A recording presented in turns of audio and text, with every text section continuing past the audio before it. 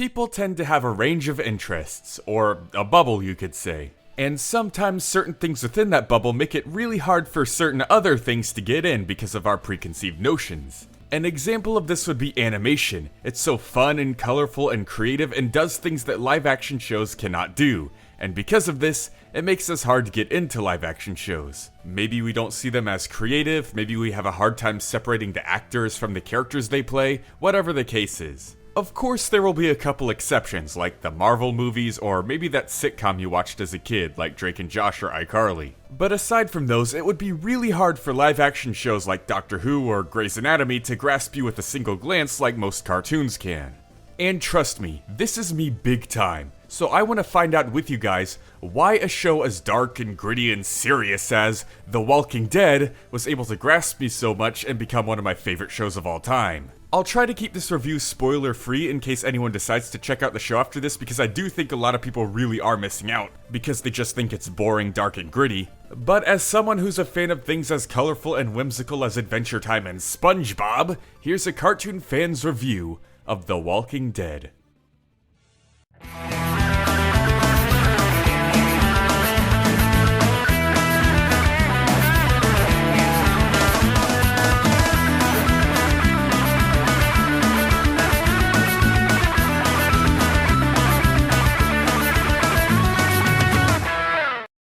Now, I didn't just get into this show for no reason. It wasn't just an out-of-the-blue decision I made. The reason is because a character from the show named Negan showed up in one of my favorite fighting games of all time, Tekken 7.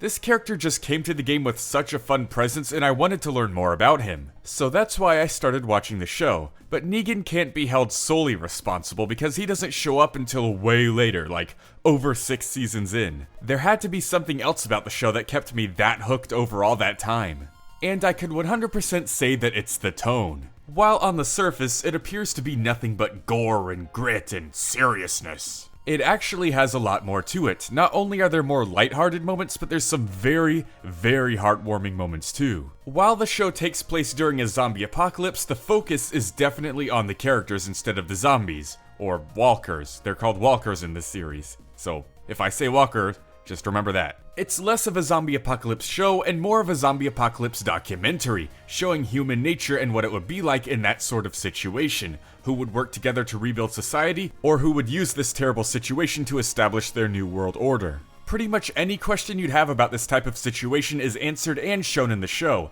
How do you start from scratch in a zombie apocalypse to becoming a zombie-killing machine? What if you got separated from your group but were able to reunite after a long time? Would they still trust you knowing how hostile people are in this apocalypse? What would it be like if you were able to form a community? What if you discovered another community? All of those questions and more get answered in this actiony and energetic show. And yeah, of course, I'm not gonna lie to you, there are definitely some slow moments. The first half of Season 2, Season 8... it can definitely drag on in some areas, but in my eyes, the intensity of the rest of the show more than makes up for it. And trust me, it can get very, very intense. There are massive sparks of hope that can just get completely obliterated in seconds, but there are also moments of hopeless despair that can be overcome and lead to a massive step in rebuilding society. The show knows how to keep you on the edge of your seat and on your toes and hope for the best when it comes to your favorite characters. And I know what you're thinking. How can one possibly have a favorite character in this show, knowing that characters come and go at a moment's notice? How do you get attached?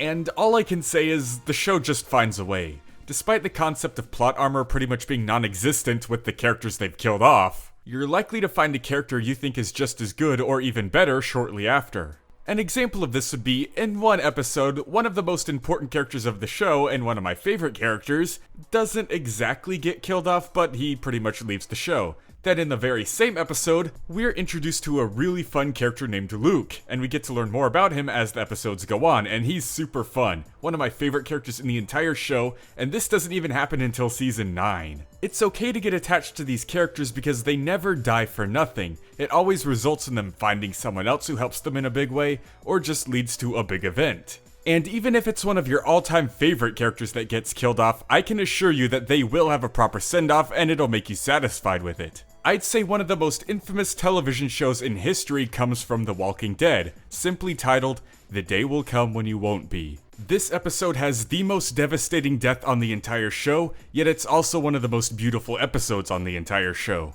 It treats the character it kills off with absolute respect, as it does not hold back in its gruesomeness at all. It has them die the only way they truly could have.